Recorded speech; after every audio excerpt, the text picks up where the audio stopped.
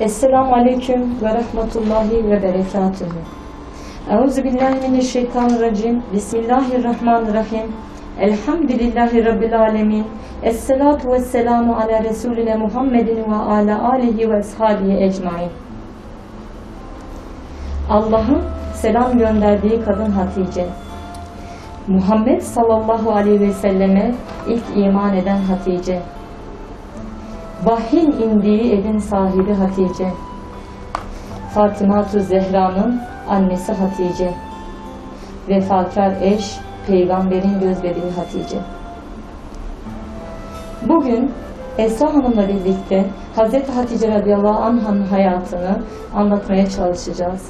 Peygamberin muhterem eşlerinin hayatlarını evlerimize ve gönüllerimize taşımaya, onların bilmediğimiz yönlerini beraber öğrenmeye çalışacağız inşallah. Allah Resulü sallallahu aleyhi ve sellem bir gün sahabeleriyle otururken toprağa, elindeki dal parçasıyla toprağa 4 tane uzun çizgi çizer ve ashabına sorar. Bunların ne olduğunu bilir misiniz? Ashab hep bir ağızdan en doğrusunu Allah ve Resulü bilir diyorlar. Allah Resulü sallallahu aleyhi ve sellem buyurdu ki, bunlar dünyalık ve cennetlik kadınlarının en hayırlıları, Hüveylid'in kızı Hatice, Muhammed'in kızı Fatıma, İmran'ın kızı Meryem ve Firavun'un zevcesi Asiye'dir. Allah hepsinden razı olsun inşallah. Amin.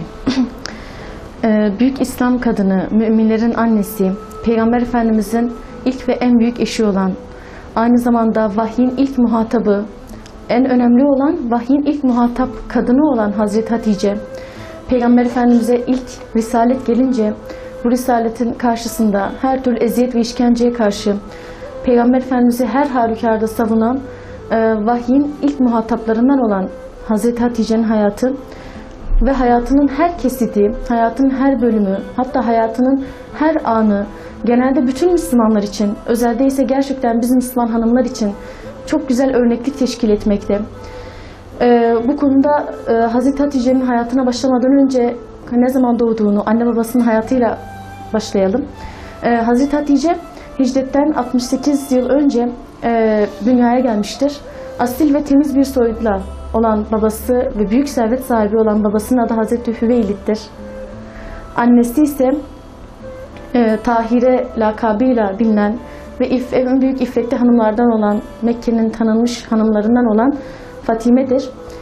Hazreti Hatice asil bir soy ve gerçekten zenginlik, mala ve servete sahip olan bir ailenin kızı olarak dünyaya gelir. Ve Hazreti Hatice cahiliyeden önce, cahiliyenin pisliklerinden arınmış bir şekilde, her türlü cahiliyenin çirkefliklerinden uzak bir şekilde yaşamını sürdürür. Gençlik hayatı ve gençlik yaşantısı temiz bir şekilde devam eder. Hatta şöyle de bakabiliriz olaya.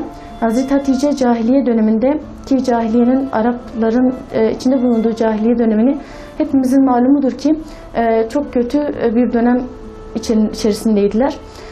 Bu dönemde Hazreti Hatice kendini her türlü pislikten, her türlü şirkin çeşitlerinden ve nevilerinden korumuş. Hatta elinde maddi imkan ve büyük servete sahip olmasına rağmen her türlü imkana sahip olup da kendi bütün nefsi arzu ve isteklerini yerine getirebilecek güce sahip olmasına rağmen Hazreti Hatice kendisini çok güzel korumayı başarabilmiştir. Hatta kendisinin lakaplarını şöyle sıralayabiliriz. Hazreti Hatice'nin kendi kavmi arasında Et-Tahire, yani en temiz, çok temiz ve pak anlamında lakapla anılırdı. Aynı şekilde El-Afife ismiyle anılırdı, çok iffetli anlamında. Bunun yanı sıra Hatice-tül Kübra şeklinde de lakabı vardır. Bu da Peygamber Efendimiz'in en büyük hanımı olması dolayısıyla bu üç lakapla anılırdı. Hazreti Hatice'nin hayatında Peygamber Efendimiz'den önce iki kişiyle evlenmişti. Bunlardan biri Atik bin Aziz'di. Atik bin Aziz'den bir kızı olmuş. Daha sonra da Hale diye bir şahısla evlenir. Hale'den de Hint adında bir oğlu olur. Ama Hazreti Hatice Hale'nin vefat etmesiyle beraber dul kalır. Daha sonraları Hazreti Hatice'nin hayatına baktığımızda Hazreti Hatice, Ebu Süfyan, Ebu Cehil, Utbe bin Muayt gibi Kureyş'in en ileri gelenleri, en çok makam, mevki, servet sahibi ve gerçekten hani Mekke'nin eşrafından diyebileceğimiz kişiler ona evlenme teklif eder. Ama Hazreti Hatice bu teklifler karşısında o kadar güzel bir örneklik gösterir ki onları bu teklifin tamamını olumsuz bakar ve olumsuz bakmasını da şuna bağlar. O evleneceği kişi de ilk önce ahlak, sadakat, fazilet ve insanın ahlaki değerlerini yükselten sıfatlar arıyordu.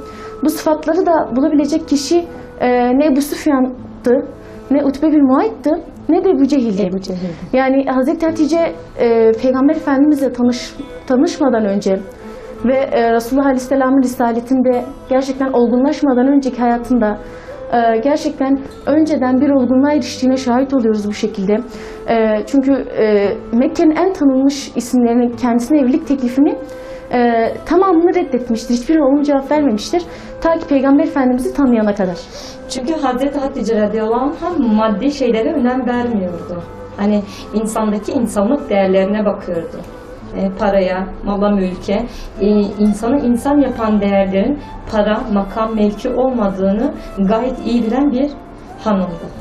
O yüzden ki hani ilk eşi Atik bin Aziz kötülüklere bulaşıyor, kötü yollara düşünce boşanıyor. Daha sonra Hale ile evleniyor. Hale'nin vefatından sonra da zaten bir daha evlenmeyi düşünmüyor. Ta ki Resulullah'ı tanıyıncaya kadar. Çünkü o zamana kadar yani etrafında gördüğü insanların çoğunda aradığı meziyetler yoktu. O ahlaka, fazilete önem verdiği için çevresindeki insanları tamamen maddi yönlere baktığı için hiç kimsenin evlilik teklifini kabul etmemiştir. Resulullah'la tanıştıktan sonra tabi fikri değişmiştir. Hani Hazreti Hatice radıyallahu anha dediğimiz gibi çok soylu bir aileden gelme. Hatta soyu Resulullah sallallahu aleyhi ve sellem'de birleşiyor. Yani, Kusay adlı dedesiyle dediğiniz gibi birleşiyor ve amcaoğlu sayılıyorlar bir yerde. Evet, yani dedeleri amca çocukları oluyor bazı rivayetlere göre. Resulullah'la tanıyıncaya kadar Hazreti Hatice hiç kimseyle evlenmeyi düşünmüyor. Resulullah'la tanıştıktan sonra fikri değişiyor dedik. Babasını Ficar Harbi'nde kaybettikten sonra büyük bir serveti olan babası. Yani daha önceki evliliklerinde zaten ona bir miktar miras kalmıştı eşlerinden. Artı babasının vefatından sonra, Ficar Harbi'nde vefatından sonra yüklü bir miktarda ona servet kalıyor. Bu serveti dirayeti ve akıl üstün zekasıyla idare ediyor. Servetine servet katıyor. Yani o kadar uğraşının ve servetin içinde hiçbir zaman Hazreti Hatice radıyallahu anha fakirleri unutmuyor. Hatta tarih Hazreti Hatice'nin malları hakkında şöyle bir rivayeti vardır. Diyor ki onun ticaret mallarını 80.000 deve taşıyordu. 80.000 deve. Hani günümüzde eğer günümüzdeki maddiyatla kıyasladığımız zaman trilyonları geçen bir serveti var. 80.000 deve onun mallarını, ticaret mallarını taşıyor.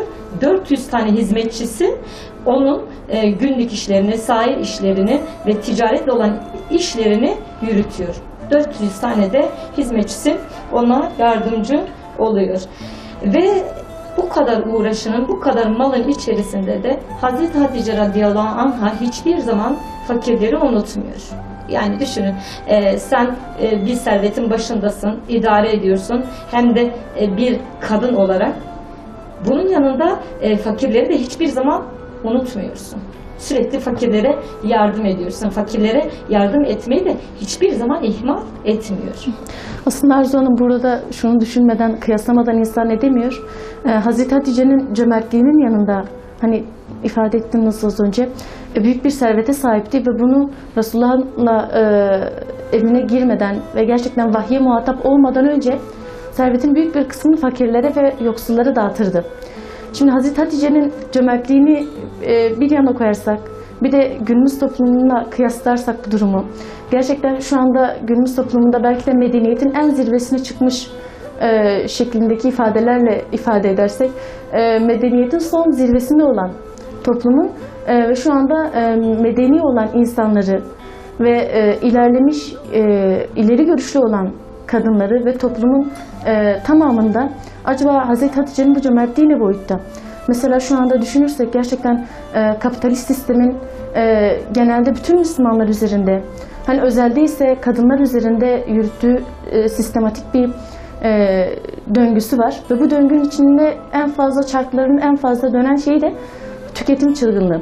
Yani Hazreti Hatice'nin şu durumu cömertliği bir yana, bir de gerçekten elimizde olan bütün parayı, mesela bu tüketim çılgınlığının bizim önümüze sunulan hani al harca, al harca veya al biriktir şeklinde bize gösterilen bir yolun sonucunda biz toplum olarak şu duruma düşmüşüz ne yazık ki. Elimize olan parayı ya bir kenara koyup biriktirip yastık altı yapma derdinde ya da bunu işte hemen çarşı pazara çıkıp harcama, bir şekilde elden çıkarma derdinde olanlardan olmuşuz. Ne yazık ki Hazreti Hatice'nin şu dönemde, gerçekten şu günümüzde, günümüzün ilerlemiş toplumunda diyelim, onun cömertliğinin ele alınması, cömertliğinin işlenmesi, onun parasının olmasına rağmen kendisini hiçbir şekilde ekstra yanına bir şey ayıramayıp hepsini fakirlere dağıttığını gerçekten hepimiz biliyoruz ve öğrendik bugün de. Ve bunu hiçbir zaman da ihmal etmiyor. Yani bu dağıtma işlemini, fakirlere yardım işlemini hiçbir zaman da ihmal etmiyor. Hani o kadar işin gücün arasında bile, o kadar servetin içerisinde bile onları asla ihmal etmiyor. Hatta bu adetini Resulullah ile evlendikten sonra da devam ettiriyor. Devam ettiriyor ve Resulullah'ın sallallahu aleyhi ve sellemin o yüce davası uğruna bütün malını, mülkünü, servetini, bir canını veriyor. Hani canını da onun yoluna atıyor. Hani ben sadece maddiyatla yardım edeyim, maddi yönden yardımcı olayım, tamam eşime bu şekilde yardımcı olayım deyip eşimin davasına, köşesine çekilmiyor. Resulullah sallallahu aleyhi ve selleme hem maddi hem de manevi yönden çok büyük destek oluyor. Hani Resulullah ile Hazreti Hatice radıyallahu anh'ın hayatlarını birleştiren şey tamamen manevi yönlere bakıyordu. Manevi saliklere bakıyordu. Maddi değildi. Hiçbir zaman maddi değildi. Zaten maddi olmuş olsaydı evlilikleri bu kadar uzun sürmezdi.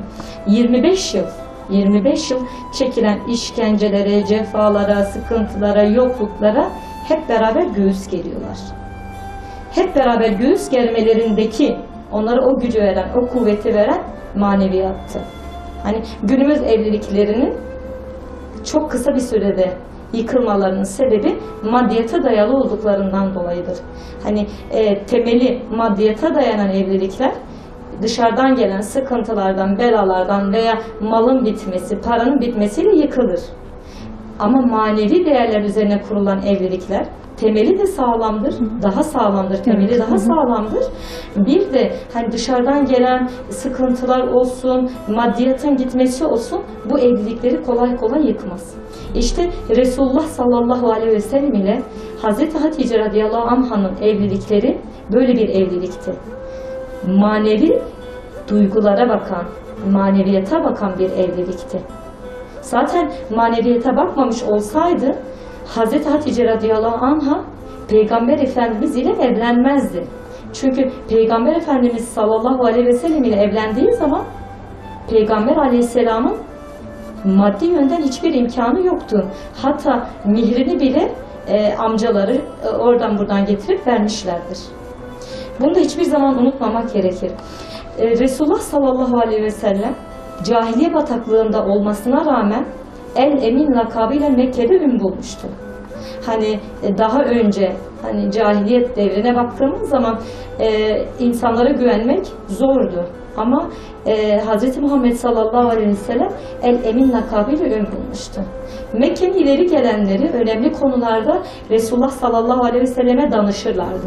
Genç yaşta olmasına rağmen onunla istişare eder, onun fikirlerine önem verirlerdi. Önem verirlerdi. Hatta Hacer-i Esed taşının yerine koyulması, ne şekilde konulması ona danışılarak yapılmış bir iştir. Yani bu en önemli olaylardandır. Tabi bu şekilde Mekke içerisinde ün bulmuş, El-Emin lakabıyla ün bulmuş Hz. Muhammed sallallahu aleyhi ve sellemin ünü ta Hz. Hatice radıyallahu anh'a kadar gidiyor. Hz. Hatice de kendi kervanlarının başına onu getirmeyi istiyor. Çünkü El Emin lakabıyla ün bulmuş biri, eğer onun ticaret kervanlarının başına geçerse ticareti daha karlı olacak. Bunu biliyor. Ve bu şekilde zaten Hazreti Resulullah sallallahu aleyhi ve sellem de o dönemde işi gücü fazla yoktu. Nasıl? Hamisi olan amcası Ebu Talib ile birlikte Şam'a zaten küçüklüğünden beri yolculuğa çıkıyordu. Ticareti az çok biliyordu. Ticaret yapıyordu ama hani genç olmuş, evlilik yaşına gelmiş bir genç için maddi imkanı fazla yoktu. Bu yüzden olacak ki yeni iş alanları aramak istiyordu ve yeni iş sahasına girmek istiyordu. Ebu Talib, amcası Ebu Talib'in de maddiyat fazla olmadığı için böyle bir şeye adım attı. Ve Hazreti Hatice radıyallahu anha da onun bu namını duymuştu. Bildiği için El Emin lakaplı bu şahsa ticaret kervanlarının başına geçmesi için ona teklifte bulundu. Hatta ticaret kervanlarının başına geçtiği takdirde ona 2 kat ücret vereceğini de ona bildirmişti. Ona söylemişti. Tabi bu cazip teklif karşısında Resulullah sallallahu aleyhi ve sellem de teklifi kabul etmişti. Resulullah sallallahu aleyhi ve sellem ticaret kervanının başında Şam'a doğru gidiyorlar. Kölesi, Hazreti Hatice'nin kölesi Meysere ile birlikte. Zaten Meysere'de Hazreti Hatice radıyallahu anh'a tembihli.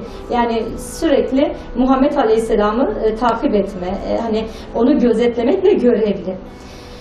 Meysere yolculuk boyunca Hazreti Muhammed sallallahu aleyhi ve sellemin o üstün ahlakından dolayı ondan çok etkileniyor. Şam'a kadar ve Şam dönüşü üzerinde sürekli bir bulutun olduğunu, bulutun onları takip ettiğini. Şam'a vardıklarında, Busra kasabasına vardıkları zaman, Şam'a gitmeden önce Busra kasabasına vardıkları zaman orada Busra rahibi Nastura ona diyor ki işte yanındaki kişi kimdir diyor.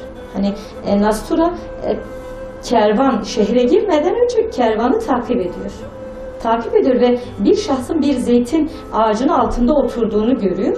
Meysere yanına geldiği zaman Nastura'nın ona bunun kim olduğunu soruyor. Meysere de Nastura diyor ki daha önce o ağacın altına peygamberlerden başka hiç kimse oturmamıştır diyor. Ve ondaki o kerametleri de görüyor. Ve Nastura Meysere'ye diyor ki bu ahir zaman peygamberi olabilir diyor. Ticaretinizi burada kesin, ticaretinizi burada yapın, yükünüzü burada boşaltın. Bu şahısla birlikte diyor Mekke'ye geri dönün. Aksi takdirde diyor Yahudiler bu şahsı gördükleri zaman ahir zaman peygamberi olacağını bildikleri için, ahir zaman peygamberin vasıflarını Yahudiler çok iyi bildikleri için buna bir zarar verebilirler diyor. Ve ticaretlerini burada bitirip Mekke'ye geri dönüyorlar. Ve Mekke'de Hazreti Hatice radıyallahu anha Meyser'e koşup olan biten her şeyi anlatıyor. Yani Muhammed aleyhisselamda gördüğü bütün vasıfları, olan olayları, olağanüstü olayları, ahlakını teker teker anlatıyor. Yani zaten Hazreti Hatice böyle bir şahsın bazı vasıflarını duymuştu. Bir de Meysere'nin anlattıkları karşısında hayretler içinde kalan Hazreti Hatice annemiz sevincinden Meysere'ye git diyor, seni azat ettim. Hatta seninle birlikte eşini de azat ettim. 2 tane at, 200 dirhem ve 2 tane güzel elbise, pahalı elbise verip onları gönderiyor. Hani bu olaydan sonra zaten Hazreti Hatice radıyallahu anh'ın Peygamber sallallahu aleyhi ve selleme karşı ilgisi, alakası da, ona karşı muhabbeti de artıyor. Hazreti Hatice, Meysere'nin ona söylediği bu sözlerden sonra bir gün rüyasında şöyle bir şey görür. Rüyasında ayın gökyüzünden indiğini ve onun göğsünün içinden girdiğini, bu nurun da kollarından dışarı çıkıp bütün bu nurla beraber bütün yeryüzünün aydınlandığını görür.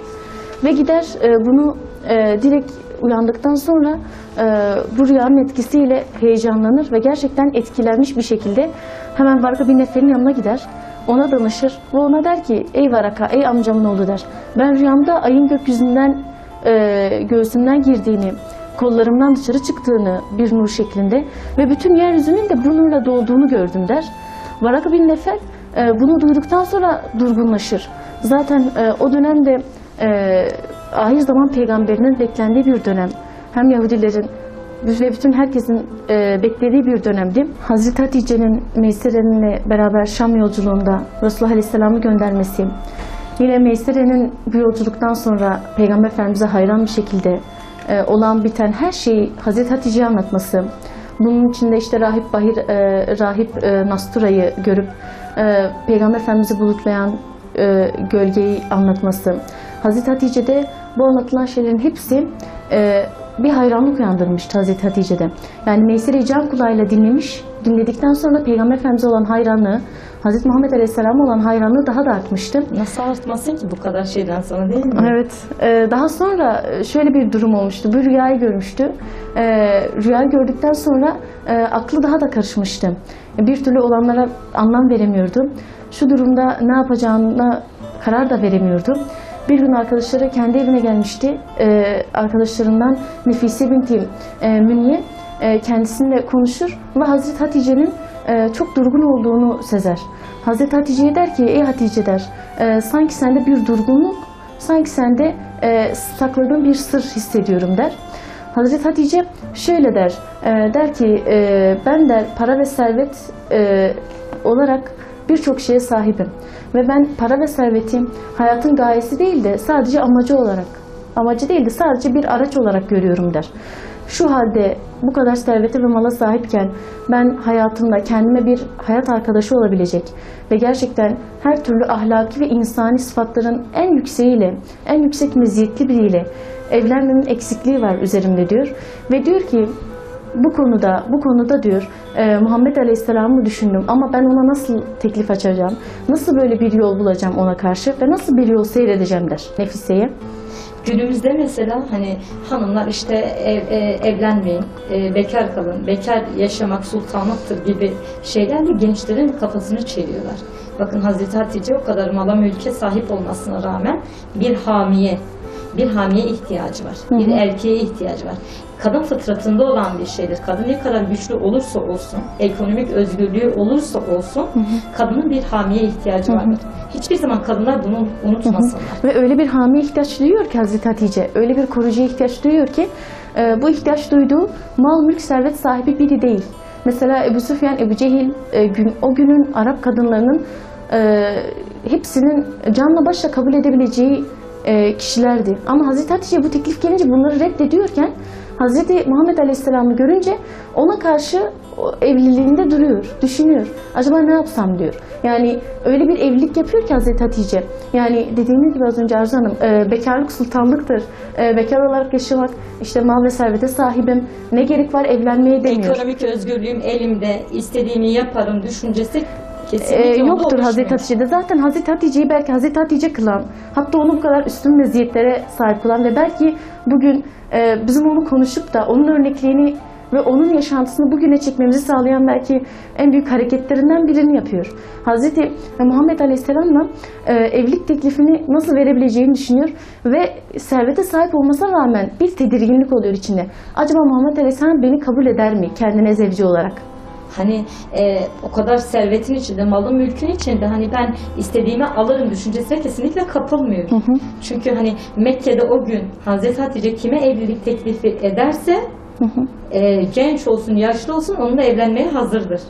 Ama kesinlikle Hazreti Hatice radıyallahu anha böyle bir düşünceye kapılmıyor. Hatta Nefise binti Münye arkadaşı ona şöyle diyor. Ey Hatice bu endişen niye? Neden bu kadar endişeleniyorsun? Çünkü sen Kureyş'in içinde bütün güzellikleri kendi bağrında barındıran birisin. Soy olarak, şeref olarak, asalet olarak, güzellik olarak, mal ve servet olarak barındıran biriyken bu endişen neden? Yersiz görüyor.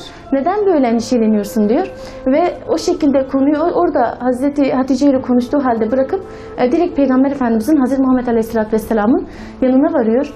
Yanına gidince Nefse bint Münye önce kendisine Resulullah Aleyhisselam'ın ağzını arıyor.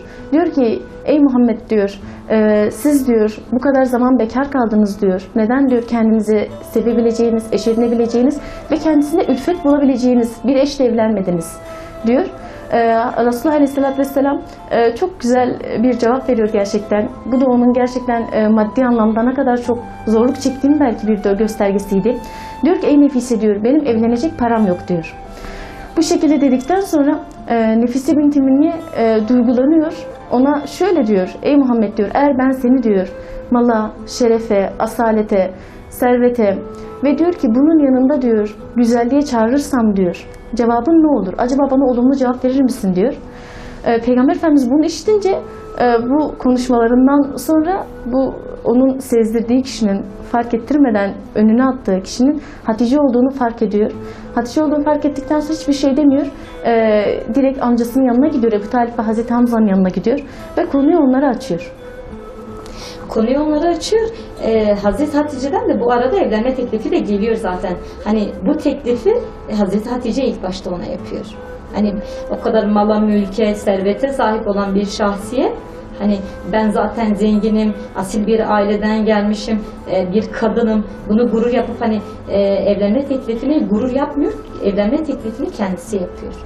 Kendisi yapıyor ve tabi bu arada Resulullah sallallahu aleyhi ve sellem hamisi olan Ebu Talip ve amcası olan Hazreti Hamza'ya da danışmıştı. Onlar da teklife olumlu bakmıştı.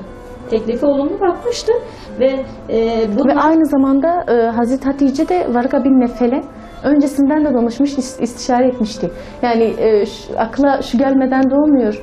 Hazreti Hatice gerçekten bizim diyebileceğimiz şekliyle, yani günümüzün ifadesiyle ayakları üzerinde durabilecek ve sağlam bir şekilde her türlü sıkıntıya göğsü gerebilecek kadar güçlü ve akıllı bir şahsiyetti. Ama ona rağmen şu durumda bile Hz. Muhammed Aleyhisselam'la evlenmek için öncesinden Varaka bin Nefel'e gidiyor, danışıyor. Kendinden büyük birine danışıyor. Muhakkak hani günümüzdeki gençler mesela hani evlilikleri çok çabuk bitiyor. Bunun sebebi hani gençler düşünmeden, taşınmadan, büyüklere danışmadan böyle bir yola girdikleri içindir. Hani danışmadan yapıyorlar. Halbuki danışsalar belki aile o çocuğun uygun olup olmadığını bilecek. İşte Hazreti Hatice radıyallahu anha da amcaoğlu Varaka bin Nefel bilgili bir Hristiyan. Yani zaten önemli işlerinin çoğunu Hazreti Hatice validemiz ona danışmalar yapmıyormuş. Hani bu evlilikte, ticaret hayatında ve daha sonra peygambere vahiy geldiği zaman da Hazreti Hatice annemiz hemen Varaka bin Nefel'e koşuyor. Ve ona danışıyor, onun fikirlerine önem veriyor ve onun verdiği fikirler doğrultusunda hareket ediyor. Evliliğinde de bu şekilde davranıyor ve gidip Varaka bin Nefel'e, amcaoğlu Varaka bin Nefel'e ne yapması gerektiğini söylüyor. Tabi hani Ebu Talip, Hazreti Hamza, Muhammed sallallahu aleyhi ve sellem ile birlikte kız evine gidiyorlar. Hazreti Hatice radıyallahu anh'ın evine gidiyorlar ve orada evlilik teklif ediyorlar. İşte söze Ebu Talip başlıyor erkek tarafı olarak da. Ebu Talip işte böyle bir niyetlerinin olduğunu, hani Muhammed şerefliye, yiğitliğe, yiğitliğe kiminle kıyas edilirse diyor Mekke içerisinde herkesten üstün gelir. Çünkü yüksek ahlak sahibi, faziletli ve soylu bir aileden gelmeli. Ama diyor eğer parasına bakarsanız parası azdır diyor. Hani Ebu Talip burada şey de yapmıyor. Hani oyun da yapmıyor. Direkt onlara Hz. Muhammed sallallahu aleyhi ve sellemin parası olmadığını söylüyor. Ama ahlakının yüksek olduğunu, yüksek meziyetlere sahip olduğunu, şeref sahibi olduğunu, izzet sahibi olduğunu söylüyor. Ve Mekke'de de onun denginin olmadığını bu konularda söylüyor. Zaten diyor ki maddiyat gelip geçicidir. Hani eğer maddiyata önem verirseniz maddiyat emanetten başka bir şey değildir. Yani gerçekten de Allah-u Teala dilediği zaman dilediği insana dilediği kadar verir. Ve dilediği zaman da dilediği kararını alır. Ebu Talip de bu konuşmasından sonra işte emanetten başka bir şey değildir diyor mal ve karşılıklı olumlu evlilik teklifine bakıldıktan sonra mihir belirleniyor. Mihir de 20 erkek deve olarak belirleniyor. Hani o zamanın şartlarına göre. Hani günümüz şartlarına baktığımız zaman hani bir evlilik yoluna girildiği zaman genç kızlarımızın dikkat etmesi gereken hususların başında mesela mihir konusu vardır. Hani erkeğin gücünü aşmayacak şekilde mihir istenmesi lazım. Bunun yanında mesela yine genç kızlarımızın kulakları çınlasın buradan. Hazreti Hatice'nin gerçekten dediğimiz gibi mal, servet ve bütün güzellikleri ve bütün ahlaki sıfatların hepsini kendi barındırdığı halde çok fakir biri olan Hazreti Muhammed Aleyhisselam'a, ki fakirliğini parantez içinde belirtmek gerekiyor, kendi mihrini çıkaramayacak kadar, mihir parası olmayacak kadar fakir olan bir kişiye karşı evlenme teklif ediyor ve sadece onun ahlaki sıfatlarına ve o meziyetlerine bakıyor. Gerçekten evliliğin en güzel göstergesi belki de budur. Yani evlilikte birbirini bağlayan şey karşı tarafın ya da erkek tarafının işi, gücü, maddi imkanı, evi, arabası veya makamı, ırkı, şöhreti veya toplumda edindiği yeri değildir.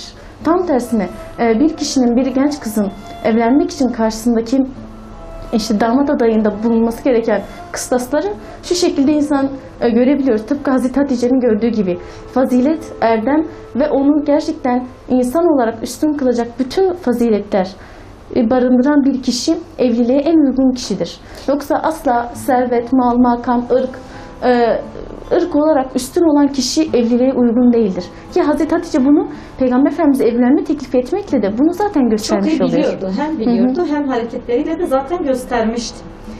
Hani günümüzdeki evlilikler mesela yine günümüze geldiğimiz zaman günümüzdeki bekar insanların sayısının fazla olması yine hani karşı taraftan gelen maddiyatın yüksek olması, aslında taleplerin fazla olması, taleplerin yüksek tutulmasından kaynaklanıyor.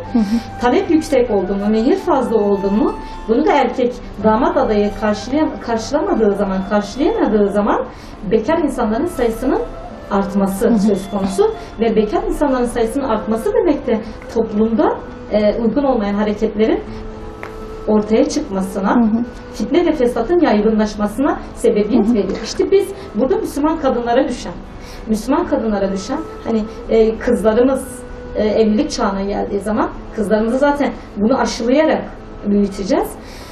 Aşıladıktan sonra böyle bir durum söz konusu olduğu zaman erkeğin gücü nispetince mihir belirlenecek ve gücü nispetince ev eşyasıdır vesaire, koltuğudur, perdesidir, altınıdır vesaire istenecek.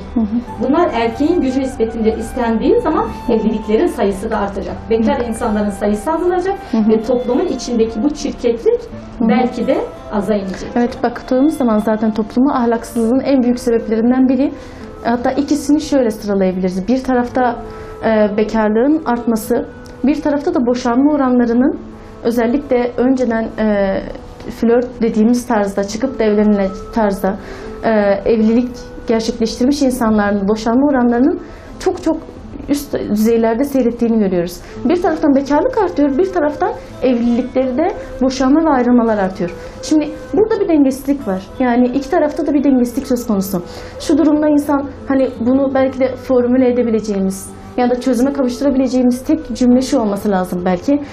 Gerçekten bekarların, evlenmeye gücü yeten bekarların evlenebilmeleri için evlilik şartlarının daima hafif tutulması, erkeğin gücü nispetince, erkeğin gücü nispetince her zaman mihirde, eşyalarda hani gücü, damat adayının gücü neye el veriyorsa o şekilde davranmak. O şekilde davranılması ve evlenildiği vakitte de karşılıklı bağların daima maddi değil de manevi bağlarla birbirine bağlanılmış olması.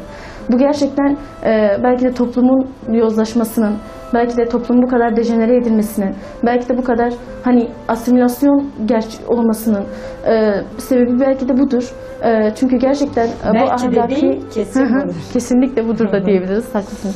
Yani o yüzden gerçekten Haticevari bir hayat sürmek, Hatice gibi olmak, Hatice'yi öğrenmekten ve Hazreti Hatice radıyallahu anha gibi özellikle evlilik noktasında onu araştırıp onun yolundan gitmekten geçiyordur. Hani onlar yaşadılar, bizler de yaşayabiliriz. Çünkü onlar da bizim gibi beşerdir. Değil mi? Zaten hani günümüze kadar onların hayatının gelmesi bize örnek olmaları içindir.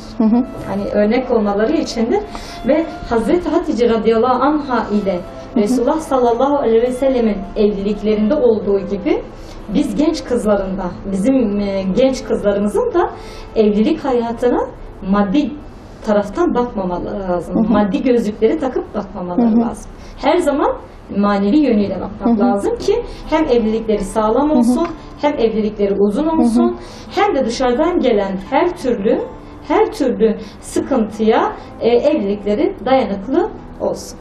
İşte Hazreti Hatice radıyallahu anh Ve bu bağlamda da şunu da söylemek lazım. Hani hep genç kızlarımızın yapması lazım diyoruz ama genç kızlarımızı yetiştiren annelerimizin de genç kızlarımıza da bu bilinci vererek yetiştirmiş olmaları gerekiyor. Yani onları sadece büyütülmüş olmakla işinin bitmeyeceğini, büyümekle beraber onların gerçekten İslami eğitim ve gelecekte onların ayakları üzerinde durabilecek sadık bir eş ve doğru bir insan olarak yetiştirebilmeleri için de annelerin de üzerine çok fazla yükümlülük düşüyor. Çünkü Hazreti Hatice'yi de Hatice olarak yetiştiren, onun gibi olan iffetli sıfatıyla anılan Fatıma adında bir bayandır. Yani onun annesinin de çok büyük rolü vardır Hazreti Hatice'nin bu davranışlarında. Doğrudur. Zaten hani biz Müslüman bayanlara bu bağlamda çok işler düşüyor. Bir de hani Müslüman bayanlar diyoruz. Bunun yanında Müslüman erkeklerin de dikkat etmesi gereken aslında hususlar var. Hani biraz önce Hazreti Hatice'den bahsettik. Hazreti Hatice'nin mesela damatta aradığı aday, Peygamber Efendimiz'in gelinde aradığı vasıflar, mesela Hazreti Hatice duldu. Hazreti Hatice yaş olarak ondan büyüktü. Ama Resulullah sallallahu aleyhi ve sellem bunlara bakmadı. Bunlara bakmadı. Neye baktı? Hani o kadar cahiliyet toplumunda yaşamasına rağmen bir insanın, o kadar servete sahip olan bir insanın maddiyata önem vermediğinin farkındaydı. Farkında olduğu için Resulullah da böyle bir teklife olumlu baktı. Hani erkeklerin de bu bağlamda buna dikkat etmesi lazım. Hani Müslüman eş seçerken, hani bir eş ararken Müslüman erkeğin kendine bu konulara çok dikkat etmesi lazım. Hani İslam ahlakıyla ahlaklanması, İslami bir terbiye görmesi, İslami eğitim alması, bir kızda aranması gereken ilk baştaki hususlar olması lazım. Müslüman bir erkek için buna dikkat etmesi lazım Müslüman erkeğin. Muhakkak doğrudur. Ki mutlu evlilikler ortaya çıksın. Mutlu, sağlam ve hiçbir şeyden etkilenmeyen evlilikler ortaya çıksın. Ve dedik Resulullah amcalarıyla birlikte evlenme teklifine olumlu cevap veriyor ve oturup mihir konuşuluyor, anlaşılıyor. Mihir 20 erkekleri olarak belirleniyor ve nikahları kıyılır. Allah'ın izniyle nikahları kıyılıyor. Nikahları kıyıldıktan sonra bu develer kesiliyor ve ziyafet olarak Mekke halkına sunuluyor. Hani Mekke halkına sunuluyor ve ziyafet veriliyor. Hani burada yine bir sünnet ortaya çıkıyor. Hani düğün yemeğinin yapılması, ikram edilmesi, eşin dostun çağrılması sünneti ortaya çıkıyor. Fıkıhta vedia adıyla geçiyor. Yani düğün yemeğinin adı. Yeri olarak da büyük bir baba sahiptir. Bu da Peygamber Efendimizin ilk Hazreti Hatice ile evlenince kestiği develerin yemekler pişirilip vermesiyle beraber başlayan bir sünnettir. Çok güzel bir sünnet. Hem eşi dostu bir arada topluyor, hem sevenleri topluyor, hem de ziyafet şeyini veriyor. Burada Hazreti Hatice radıyallahu anh düğüne Hazreti Halime de davetli. Peygamberin süt annesi. Peygamber Efendimizin süt annesi Halime de davetli, nikaha davetli. Hazreti Halime o zaman yine Sat yurdundan geliyor ve o zaman Sat yurdunda yine kıtlık söz konusu. Kıtlık söz konusu ve Hazreti Hatice cömertliğini burada da gösteriyor. Cömertliğini de burada gösteriyor. Sevgili eşinin biricik süt annesine 40 tane koyun, bazı rivayetlerde 40 tane koyun diye geçiyor. 40 tane koyun hediye edip onu Sat yurduna gönderiyor. Hani cömertliğini Hazreti Hatice, çiçeği burnunda olan gelin, burada da cömertliğini gösteriyor ve biricik eşinin sevgili süt annesine 40 tane koyun hediye edip onu kendi yurduna gönderiyor. Ve Allah-u Teala Peygamber Efendimizle vahiy gönderdiği vakitte ilk Hira mağarasında, İlk Hira mağarasındaki vahiyde Hazreti Hatice'nin rolüne değineceğiz biraz onu da konuşmamız gerekecek. Çünkü Hazreti Hatice ilk Peygamber Efendimiz'e vahiy gelince Hira mağarasında ilk 5 ayet indirildiği vakitte ve Cebrail'in onu şiddetle sıkıp Peygamber Efendimiz'in büyük bir korku ve dehşete kapılıp da eve korkulu bir şekilde geldiğinde Hazreti Hatice çok şaşırır. çok şaşır ve şaşkınlığını gizleyemez. İlk defa Peygamber Efendimiz'i bu durumda görmüştür. Uzun süren evlilik yıllarında ilk defa bu kadar dehşetle, ilk defa bu kadar korkuyla Resulullah Aleyhisselam'ı görmüştür. Peygamber Efendimiz'e ne olduğunu sorar. Peygamber Efendimiz ne olup bittiğini anlamadığını söyler ve der ki korkarım ki ey Hatice, Allah-u Teala korkarım ki ey Hatice, cinlerin bana musallat olmasından korkuyorum der. Hazreti Hatice Peygamber Efendimiz'e şöyle der: ey Muhammed der, Allah-u Teala asla cinleri sana musallat etmez ve asla seni bu konuda rezil rüsva etmez. Çünkü diyor ki sen diyor daima fakiri gözetirsin. Sen daima misafirleri ikram edersin. Daima akrabayı gözetirsin. Her zaman muhtaçlara yardımcı olursun ve daima sen Allah-u Teala ile birlikteliğini korur, yakınlığını korursun ve insanlara ve bütün muhtaç insanlara yardımına koşarken Allah-u Teala sana asla cinleri musallat etmez diyor. Bu şekilde onu teskin ediyor. Hatta Hazreti Resulullah Aleyhisselam ileriki zamanlarda Hazreti Hatice'yi anlatınca o benim üzerimdeki korkuyu giderdi ve bana hiç üzülme dedi. Allah-u Teala seni yalnız bırakmaz ve Allah-u Teala seni asla tek başına terk etmeyecek deyip ona destek olduğunu her zaman da yad eder Hazreti Resulullah Aleyhisselatü Vesselam. Bir dahaki bölümde karşınızda olmak dileğiyle Allah'a emanet olun. Esselamu Aleyküm ve Rahmetullahi ve Berekatuhu.